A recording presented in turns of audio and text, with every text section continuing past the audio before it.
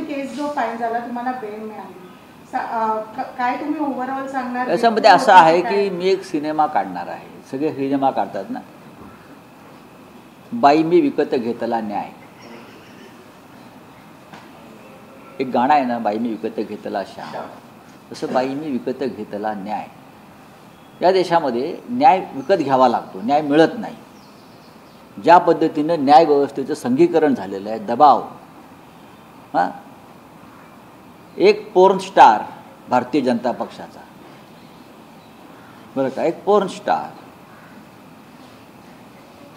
आमच्यावरती आरोप करतो. आम्ही म्हणतो पोर्न स्टार आरोप करतो, त्याच्यावरती काय लक्ष द्यायचं?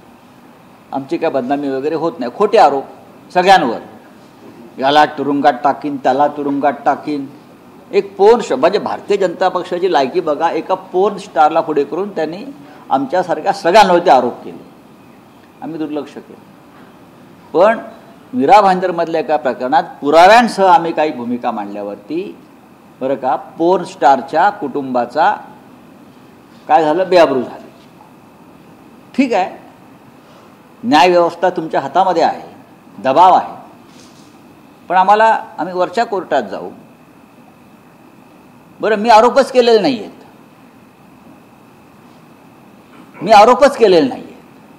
आरोप कोणी केले? जिथे भ्रष्टाचार झालेला आहे त्या मीरा भाईंदर महानगरपालिकेतले विरोधी पक्षनेते प्रवीण पाटील यांनी पुराव्यासह तक्रार दाखल केली आहे.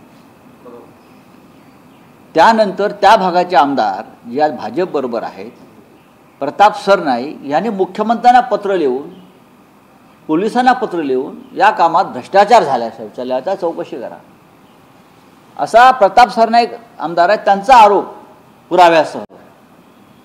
त्या विषयावरती राज्याच्या विधानसभेत चर्चा झाली, प्रश्न उभे केले. त्यात प्रताप सरनाईक सहितर काय आमदार आहेत, बरं का, आणि विधानसभेनं त्या चर्चेनंतर चौकशीचे आदेश दिले. यात संजय राऊत कुठे आहेत? पण तुम्हाला न्यायालयानं का? या सगळ्यावरती मी म्हटलं, अरे बाबा, हे गंभीर गोष्ट आहे. इतक्या लोकांनी जर त्याच्यावरती आरोप केलेले आहेत, तर याची चौकशी व्हायला पाहिजे. काही कोटीचा हा घोटाळा आहे असं दिसतोय, आणि तो यासाठी व्हायला पाहिजे कारण हे पॉर्न स्टार इतरांवरती अशा प्रकारचे आरोप करतात.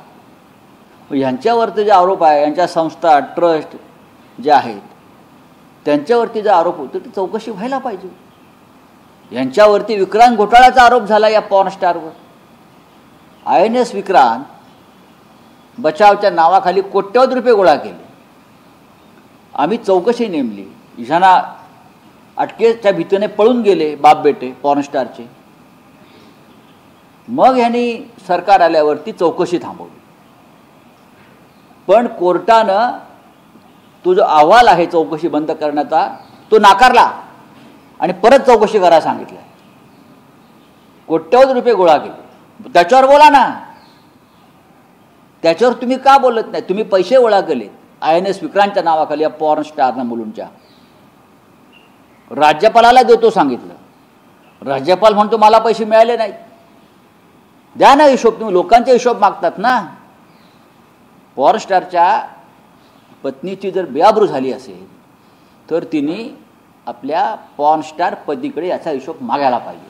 शिवसेना आमदार अपघात प्रकरणावर